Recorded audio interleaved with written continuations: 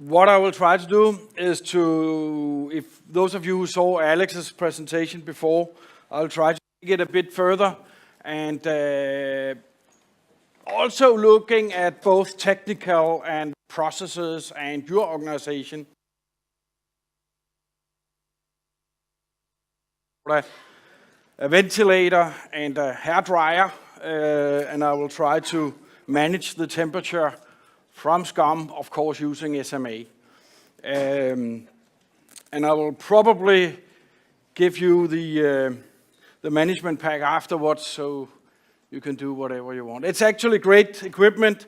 Nowadays, you can buy a Linux server, but the Linux server is actually a power plug box, so you can get hold of all your outlets and see how many watts and turn on and off, and do whatever you want. But we'll look at that later. First of all, I would like to say hello. It's my first session of today. I have two. I have one later on where we're focusing on presenting stuff and dashboarding. I'm Kåre Andersen, and I have worked with SCOM since MOM 2000, developing management packs, doing some mastering training. I'm doing the advanced SCOM training where we author management packs and do different kind of things. So what I would like to do in this session is to try and talk about my love-hate relationship with SCOM. And there are a couple of reasons why it sucks, purely, completely. I heard a couple of questions before, and I can often say, that, yeah, it sucks, and what do Microsoft do about it? Currently, they don't do anything. You have to do the workarounds, but let's look at that. Also a bit about automation. In my world, which is not the perfect world, but I try to create it, we also have a lot of alerts. I don't care about them really, because alerts is something that needs to be taken care of automatically. What I think about is the current health of our IT infrastructure. But normally, when you install SCOM, you install Operations Manager or SCOM as part of your System Center license. And you do it because it's free. You're not free, but you already have paid the license. So why not do an installation of Operations Manager? I saw that you could get some good information. I saw in the session before, all the notifications and stuff. But let's have a go. So you mount it and you begin the installation and click next, and import some management pack from Microsoft, and it all goes good. And we did it. And now what? I think currently I'm in a pretty large project for the Danish military, and we have ships around the world chasing pirates and stuff that needs to be taken care of. But I can see, feel, and hear that people do have experience with monitoring, and nobody like it. They just want to look at something and see if it's working, and that's it. So let's try to change that. And one reason is that you don't like it is that everything you could cover and hide before, it's suddenly there, and it's complaining. So yes, we can see it, but damn it. All the reporting servers suddenly show up. Did we have 12? Oh, I thought we had 2. So you're also beginning to get alerts and some critical health changes, and it's something that you also have to take care of. One thing that I found currently now, after 3 years, I sometimes participate in some meetings regarding should we discard SCOM and use something else. And what I often face is that the company is not ready for SCOM. The company is not ready to take care of their own processes. The company have not done any thinking about the organization while they did the implementation. I don't know how many of you have tried to do a SCOM implementation, but did you actually have like 3, 4, 5 guys from the company feeling good about SCOM when you did it? I often find it that the motivation for the company needs to come from me as an external consultant. I find it quite odd, but it's good. I can do that as well. Always begin with a half hour of global overviews whenever you start a SCOM project to show what marvelous things you are going to do. But why does it suck? Because it's deliver proactive information. Normally, you get reactive information. From my wife, I do each and every day get an SMS each morning telling me that I need to have a good day, telling me what she is going to do, and if I need to buy something, whatever, and the kids and status and stuff. And that's good. It's proactive information, so I can plan my day. Proactive information in SCOM is something like, if you don't do anything at all, you will probably face an error on Friday. Thank you. But why do I get it as an alert? I don't want that alert. And as Alex told you before, you can do overrides and stuff. But it's even alerting on stuff you didn't know. It's finding whatever it discovers and show it. You don't have any control on alerts by default. It will not start an automatic wizard guiding you through how you could manage your alert in a way that would be way easier than it is. It's just showing up in the same interface and you cannot use it for anything. Seriously. So, how should we present the stuff? And to whom should we present it? Normally, you need to do a kind of dashboard for the organization. And those kind of dashboard could be like a health state. Actually, you would only see is Exchange up and running, Office 365, our Azure connections. What about our internal infrastructure, our VMware, whatever. And then after that, you could easily see on a dashboard what the status is. But do we really need to have enough intelligence to build this kind of application topologies?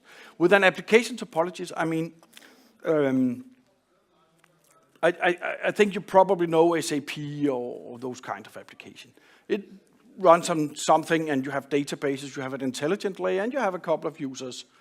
Nowadays, users are people with smartphones or laptops or tablets or whatever.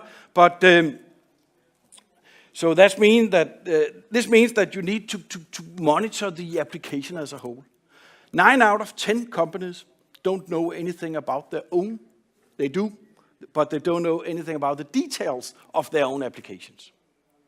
So one thing about implementing SCOM is also to tell people what about the documentation? Is it something that you have? Is it something that we need to create together? How do the intelligent layer communicate with the databases? How are your users connecting to the intelligent layer? Do you have failover? What about continuity plans? Stuff like that. Good. Currently, Microsoft are completely sleeping on features. And if they don't buy a couple of companies this year, it doesn't look good for the vNext version. So let's hope that they are buying at least 2 companies. I know which 2 they should buy. I'll talk about that later. Good, so why is it great? If you already have implemented one kind of an ITIL standard or you are using some kind of process in your organization, it's great because it's so manageable. It's very easy to be a part of your internal ITIL organization. Why it's great? It's also great because we get free information from Microsoft. We have one thing from Microsoft that is actually free, and that is the management packs. And unfortunately, it's not the individual departments that develop the management packs anymore. It was good, but now it is a group of guys that are specialized in developing management packs. And they are getting information from the SQL guys and those because the last couple of years it have been the individual departments, but they couldn't manage. So you are also getting a lot of software hardware vendors. By the way, regarding management packs from Microsoft, could you change the screen thing? Could you please just run one thing once a month? It's very easy. Then you don't have to think about management packs from Microsoft anymore. On my machine, each month I listen to music. Each month I download each management pack from Microsoft by running this little PowerShell feature, which is downloading it all. Because if you have tried to find a management pack, you know that you can search and, okay, that's the old one. Right now, Microsoft is having problems with the Advisor Management Pack and the Windows OS Management Pack. The Windows OS Management Pack has just released a week ago a new version. You really need to import that one. It's very important. The Advisor, it sucks completely. All your 2003 and 2008 servers are gray currently, but that's another thing. Please run this PowerShell once a month, and it will download all management packs. So if we go for the Hyper-V, you can see that you also have documentation, so you don't have to search for documents. Yeah. I'll leave the URL for downloading that little PowerShell in the slides, so you don't have to write anything down. Good. Yeah, please go back. Thank you. And of course, you can get different kind of management pack from wherever. But the management pack and SCOM itself is a completely open interface. If you have any questions, then just fire it off. Don't wait until afterwards. It's a totally open interface. It's XML files. Yeah, but they are compiled into MPB files. Yeah, but then open them with zip or WinRAR or something. It is just a compressed file. The SQL server, everything is open. You can do whatever you want. It is actually working quite good together with the rest of the suite. Yeah, but we don't use Service Manager. We're using ServiceNow because Microsoft is not blah, blah, blah, blah. Okay. And it's also good. You can use Remedy or ServiceNow or whatever. With SCOM, you can actually work together with any of these very easily with web services, with PowerShell directly, updating your alerts, doing stuff. Good. The current version, cumulative update 5, is quite stable. It's good. There's a lot of changes in the newest cumulative updates from, 2 days ago or something. So please download that one and implement it. It's good. And Microsoft actually listen. We are often giving information to Microsoft regarding errors and stuff that we want to change. So they are actually listening. Good. The solution for why it sucks and why it's annoying is that your company do not have any processes or automation. Sometimes it's a bit hard to say to the Danish military, you don't have any processes. Yeah, we do. But of course they do, but they haven't implemented them. There's a lot of processes, and I'm thinking about two things. I'm thinking about problem management and health management. Problem management, the issue about alerts. At the beginning, don't care about it. Let it be. Let it be read. But what you should do was care about the health. Because the health is a current state, and alert is a proactive. If you don't do anything, something will go wrong Friday. If you don't do anything, you probably don't care. You didn't know anything about it yesterday, and you didn't care about it. So why care about it today? Because someone told you? Yeah, but no. So think about availability management instead. Think about the health. Create some good dashboard showing the health. Showing the health of the server is way better than going through all the alerts. Here are the processes that I think you at least should have a look at.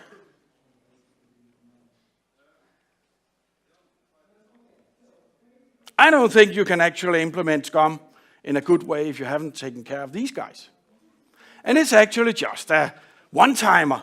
I did this on step 1, and on step 2 I do on 3. And oh, now I can do a script that I could actually do it. Oh, now I have automated it. I can implement it into SMA, WAP, Orchestrator, whatever. Good. But this is the solution. This is the solution for the companies that haven't implemented SCOM in the right way.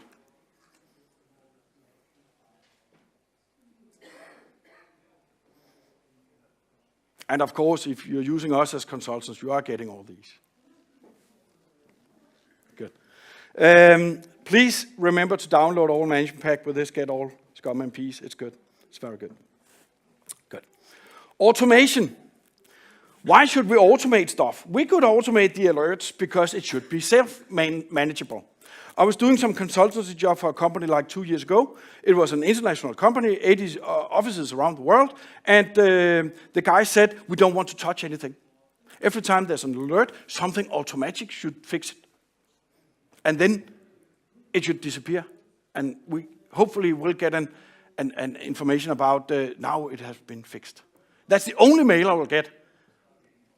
So, and it was quite fun because it was a new way of thinking.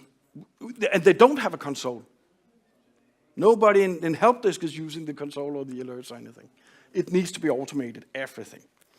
And of course, you can do a decision. One other thing that a lot of companies forget to do is to do a decision. What should we do with the alert? Should we disable it? Yeah, if you don't care about it. If you don't care about fragmentation level or the size on your disk or you're utilizing your IIS on 95% of memory or whatever, you don't care about it, okay, disable it. If you don't care about it, disable it. If you want to change the threshold, override it. Or you could also, not really, but you could actually fix it as well. So always do. It's the way why we all get stressed nowadays. It's because we doesn't do a decision. We're pushing everything. I need to get a divorce. Oh no, I need to push it. But so what you can do is that you can actually do the decision now, fix it, override it, or disable it. It's also something that I often see, and that's why people are using the Control A and close everything. Good. Another thing I really find good, at least in the beginning of your SCOM implementation on a new company, is to do a 10 minutes alert meeting a week. Because you as a SCOM administrator, you don't know about paging on individual systems or SQL, individual stuff, Exchange, your WAP installation, whatever. So you need to get some people that knows about it and they can participate in the meeting. Then you can go through all the alerts that you want to talk about, make a decision and continue. And we have a pretty large commune in Københavns Kommune in Denmark. We started this for like 3 months ago. Now we just meet up, have a cup of coffee and walk. Because we have been through all the alerts. Now we probably have 1, 2, 3 alerts a week. It's good. One thing you could do, at least, is to manage your alert with a script. This is a PowerShell script that very easily grabs the new alert and changes the resolution state. So please change the resolution state to something, perhaps Exchange, if it is an Exchange issue, Active Directory, DNS, network, whatever, or you can change it to an individual. Another thing is to have a list of your daily alerts. I'm not asking you to write all this, but I've just left it so you can copy and use it. But you can do a list of the daily alerts. Sometimes it's good to have a briefing on what has been happening today. So let me see all the closed and open and whatever alerts. And if there are any critical, I would like to have them in red. Thank you.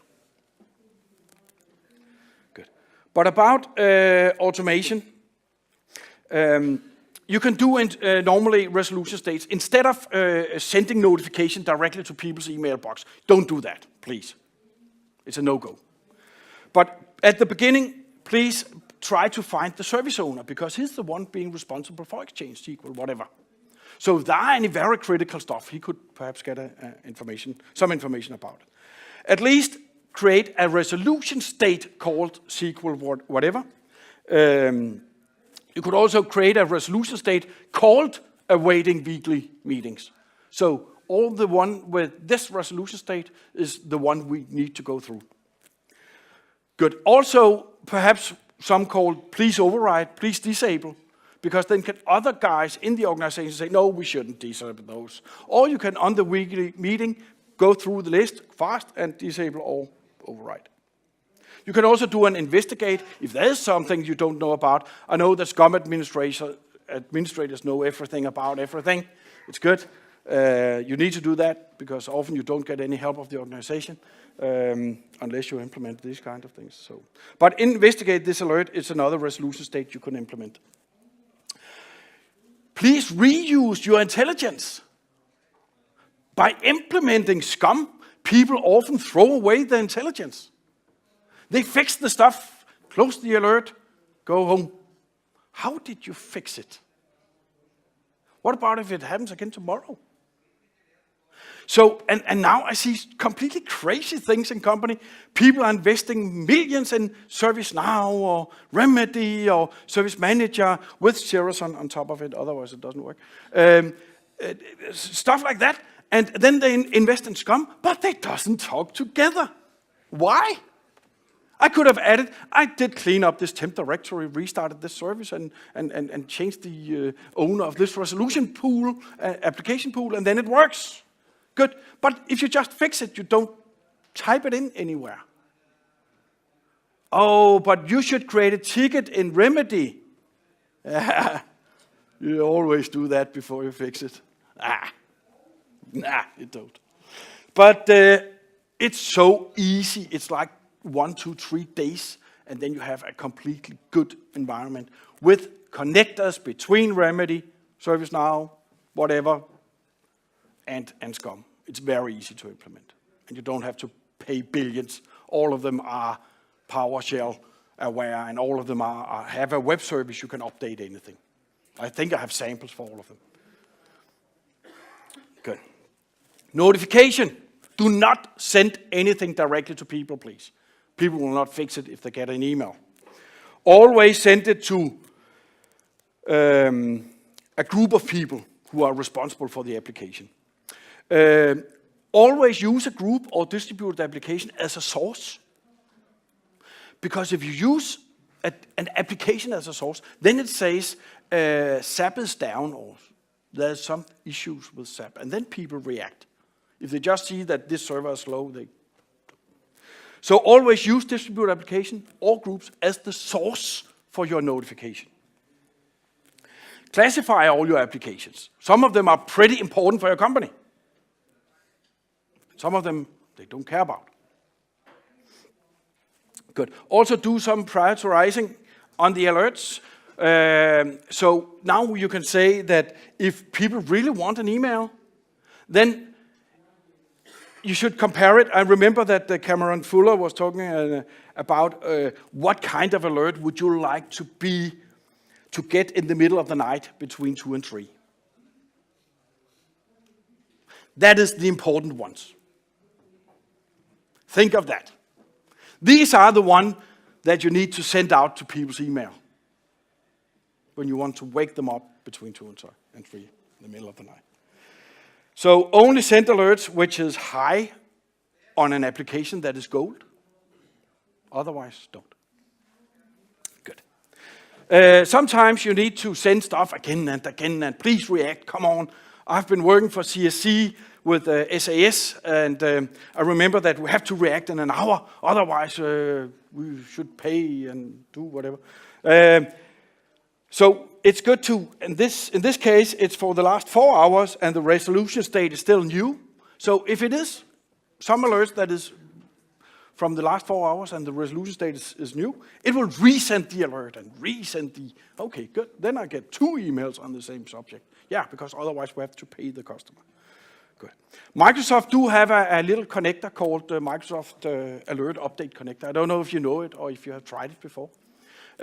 What this little connector is about is that it can automatically update alerts with information that you predefined. So if you have some TechNet article, something that you always need to add, or some intranet stuff or something, then you can populate the alert with this little utility, just to keep in mind. Good. You could also do a get more info on this alert, please. So if you change my screen, sorry.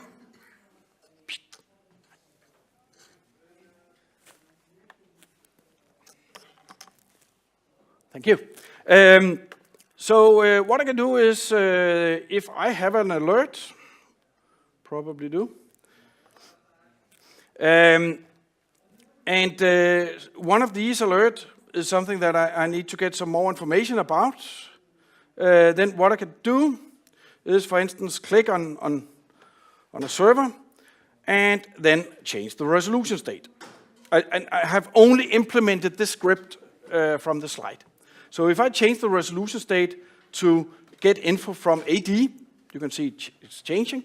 Then I can either use my notification, or I can just run a task. I do have a task. Get data from AD Islam. Yeah. Then what it does is that it grabs the information from the AD, grabs the source, that's the computer, compare it to AD, get description from AD, and put it into your alert. But I'm not saying that the first time I started is pretty slow. SCOM is pretty slow. Good, thank you. And now I should have on the custom field some good information from AD. I have the description management server 1 for my headquarter. But it was just a sample to get stuff from AD. But what about your CMDB? What about everywhere you store all your intelligence in your organization? Why not get the information from the different sources and put it into the alert right away? So people have the information. If you don't have a connection to Remedy or ServiceNow or CMDB, good. So this was just a sample change. So I was just running this script when I pressed the task. Feel free to use whatever when you get back. Some notification catches. Why have notification? Why is it not working? If you send an empty value, it doesn't work. If you send a notification, email notification, with 5 parameters and one of them is empty, it doesn't work. It doesn't send anything. Thank you, Microsoft. Great. It's actually true. That's why you're often saying, I cannot debug this stuff. Please, what is going on? It's probably because you're sending empty values. The other thing is that you do have a notification account. Below account, you have a notification account. If you add a user to this account, it will for sure be used. And that means if that account does not have permission to, like what I just did, get information from AD, CMDB, and so on, it doesn't work. You also have a resource pool. By default, all your management servers are members of this resource pool. Why not limit it to 1 or 2 so you can control who are sending this stuff? Good. I know about maintenance mode that a lot of you want to do it automatically. I think that's number 1 consultancy stint on each and every customer. They want to do some maintenance, automatic maintenance mode while we do the change management every Thursday around something o'clock. I think you should spend $400 on Tim McFadden and Tao Yang's maintenance mode script. And then you have free support for the rest of your life.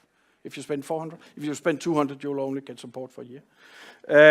It's very good. You can schedule. You can have a little icon on each and every machine. So when you double-click that icon, the machine will be put into maintenance mode. When you double-click it again, it will be taken out of maintenance mode. Stefan, he have a great script for putting groups into maintenance mode.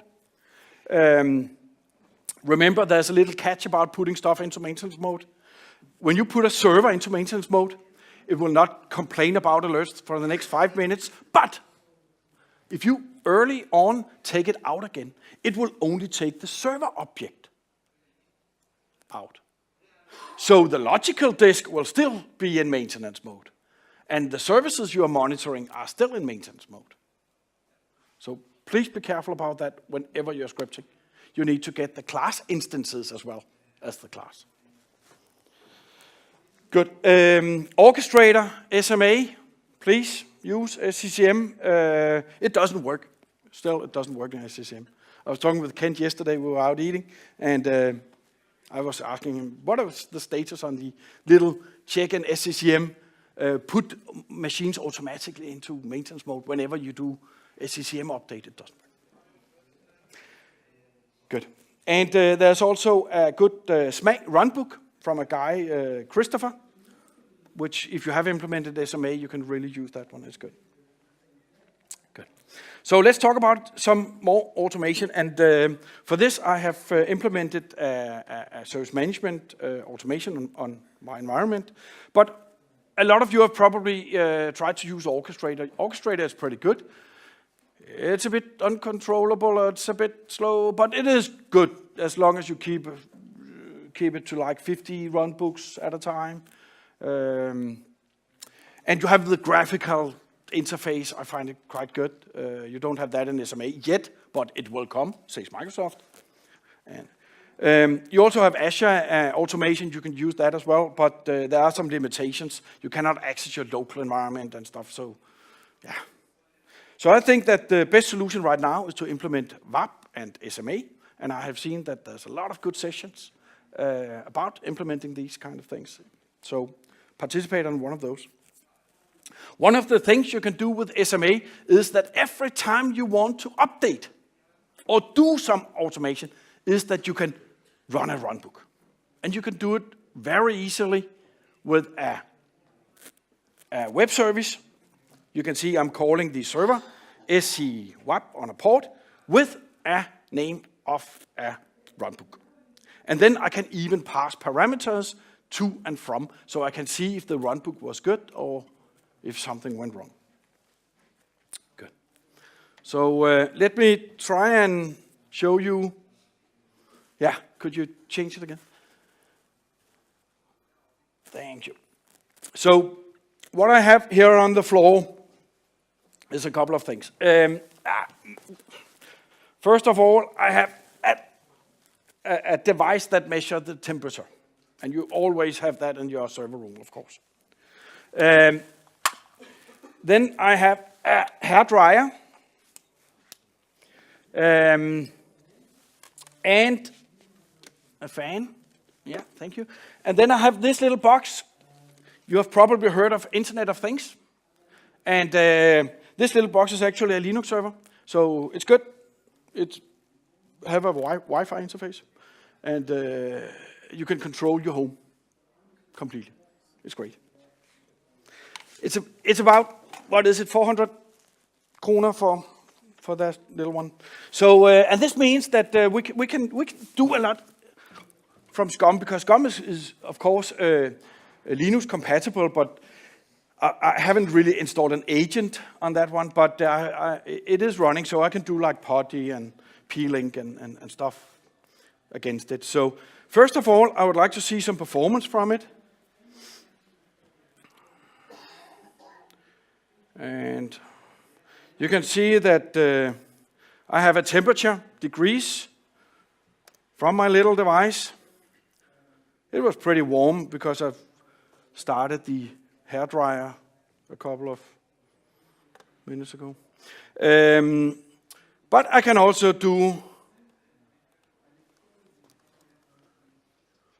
see how many watt is consuming. One little good advice, always create an all performance view where you don't scope or anything, because then you can search on anything. It's good, very good. Good. The next thing would be to try and see if I can control it. And first of all, I've created a task. And this task is actually powered all on. So something should happen. Oh yeah, good, great. So I'll power it off. And you can see, right, that I'm just running a command directly. Of course, what I should do is to use my SMA. because on my SMA I have all my PowerShell scripts, and they can run distributed on different targets and using different loads So the next thing would of course be to check the temperature. Here you are. So, and the temperature currently are 19.67 something. So that's, in this case, I've created a monitor that is actually grabbing the temperature from this little guy, way too warm. And I would like to enable this guy by targeting a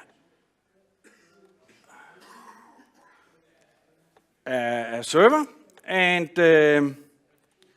I also have some script arguments. How many degrees? I need to check it before I can. 18, 19, whatever. Good. So now I'm adding a threshold of 18 degrees, and I'm enabling this on my management server, so it should go out and check what it is. Another little advice for those of you who are really into these management packs and want to see what's going on. I would really like to see what's going on. One thing that I often show when I do training and stuff is please use Rusinovich tools from sysinternals. They are still great. You have probably used Process Explorer before. I start this guy. Thank you. And here you are. You know it.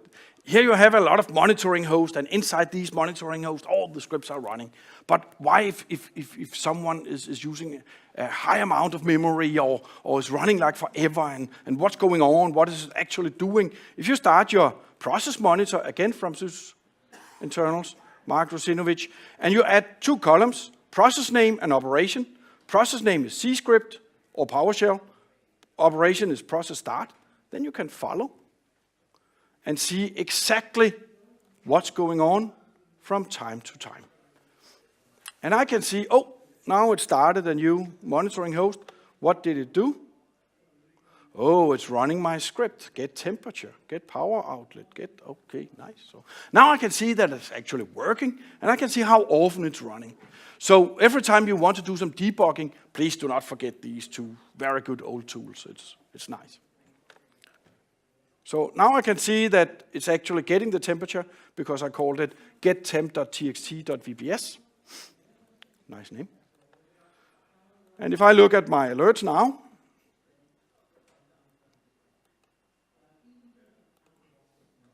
I can see that, oh, it's raised an alert. What is going on? What's going on is that it's very warm. It is over 20 degrees in the room. Okay. Then it would be good that we could cool it a bit down. So perhaps we should start the fan. And we should do it, of course, with SMA environment. I have my web server running. Here you are. And as you can see, I do have a couple of scripts. Those of you who haven't been working with SMA before, it is a new orchestrator. And it is the future for orchestrator. There will be a graphical something. We don't know yet, but it will show up. It is very compatible. You can run anything. Often you can also use your normal .NET stuff you have and run it directly. You can create your own scripts and your own runbooks. You can see that you do have individual runbook like start ventilator. If I click at this one, I can see how many times it's been running and how long it took. But I can also click at the author. On the author, I have published and a draft. So if I want to edit this runbook, I put it into draft, edit the stuff, and save it. And good. And in this case, you can see I'm just starting a process. There's actually a bad file. I know it's not that good, but anyway.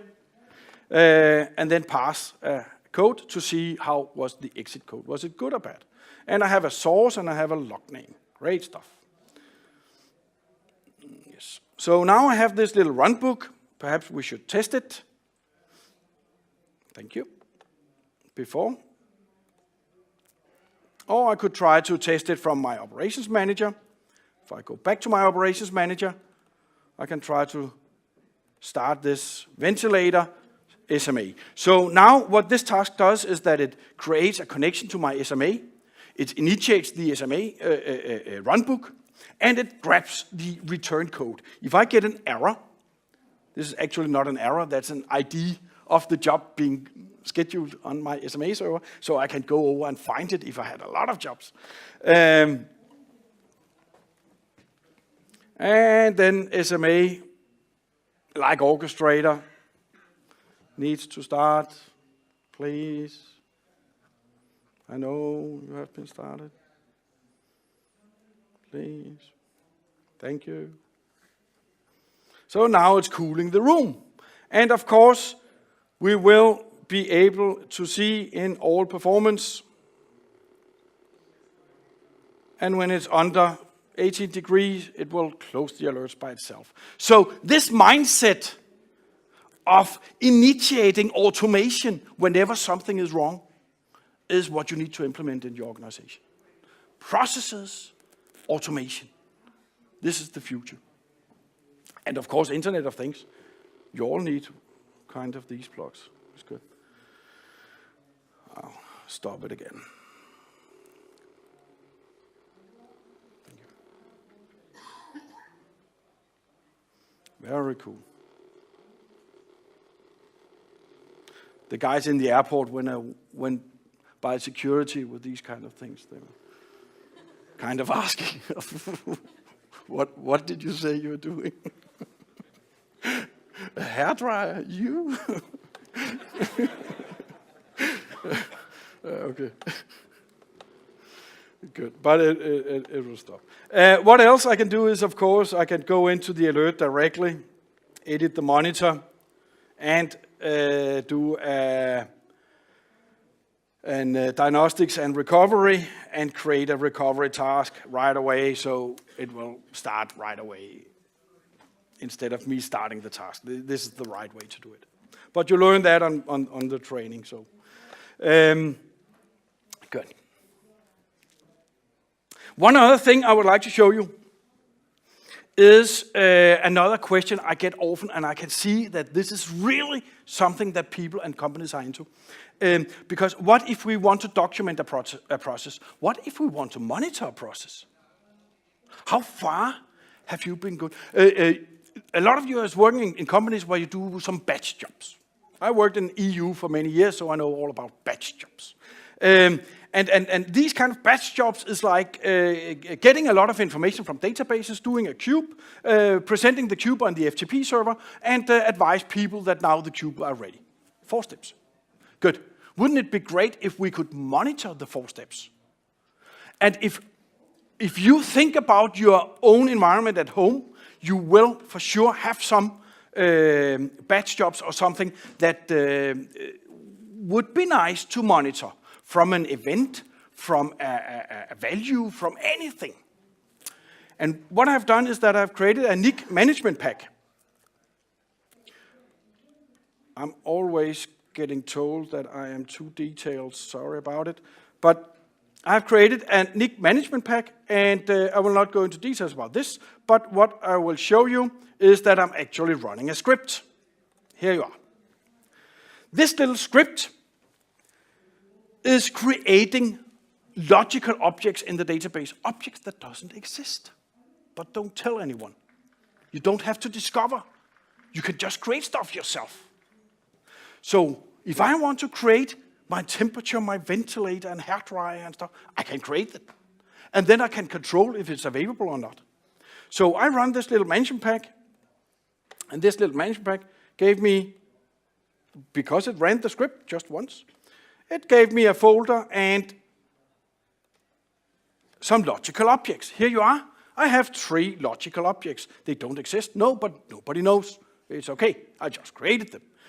How can you control them? Now I can add events, performance, and then change this health state of these logical objects depending on, for instance, an event. So if if my hairdryer or something is wrong, I can always do a ID 111 source. I've created a class called NIC log. It's the application log. And type error. What do I miss? Description.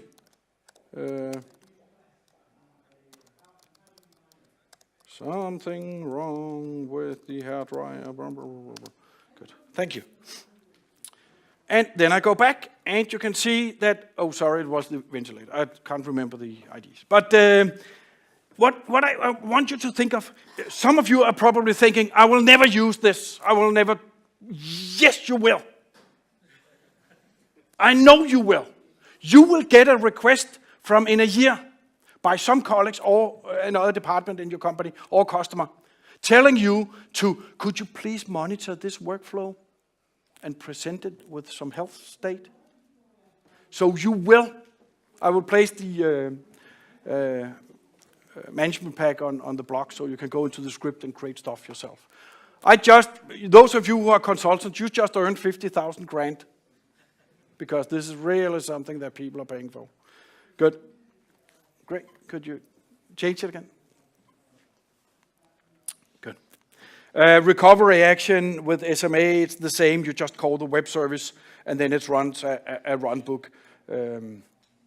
It's good. Good.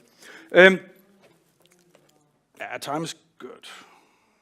Yeah. I don't know if you know FactFinder. It's from a company called Blue Stripe. And I think FactFinder is a company that Microsoft will buy in the next year.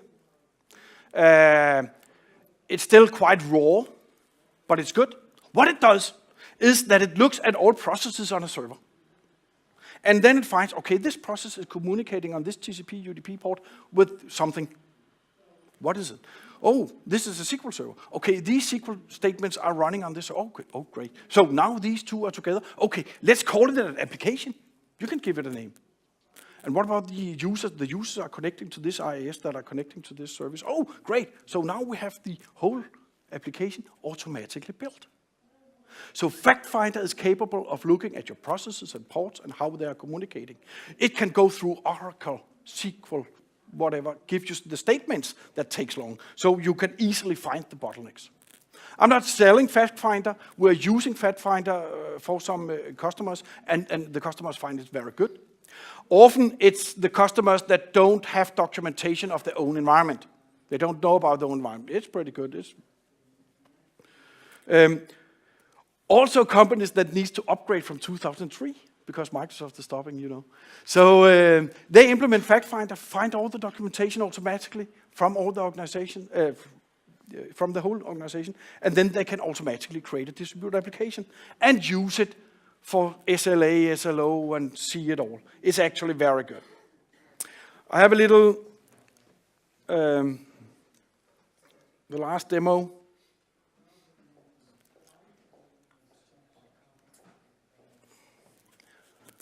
Yeah. I just need to save and start. Good. But FactFinder, I think the license is per processor on your host or something. So FactFinder is, oh, nice. I don't have more than 16 gigs on my little machine, so.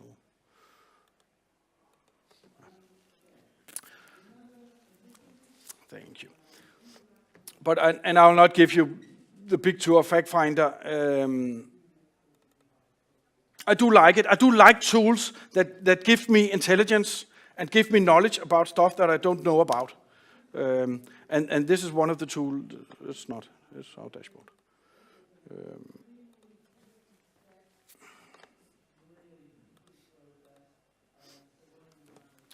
Good. FactFinder, yes, please.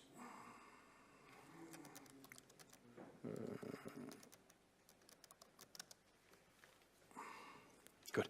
So, and what it has is it has a little agent that is running and needs to run on all machines. Another agent. Now I have an agent for. Yeah, I know you do, and it's still an agent.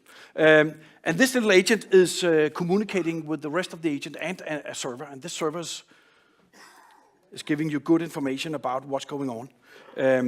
In this case, you can see that it has found some applications.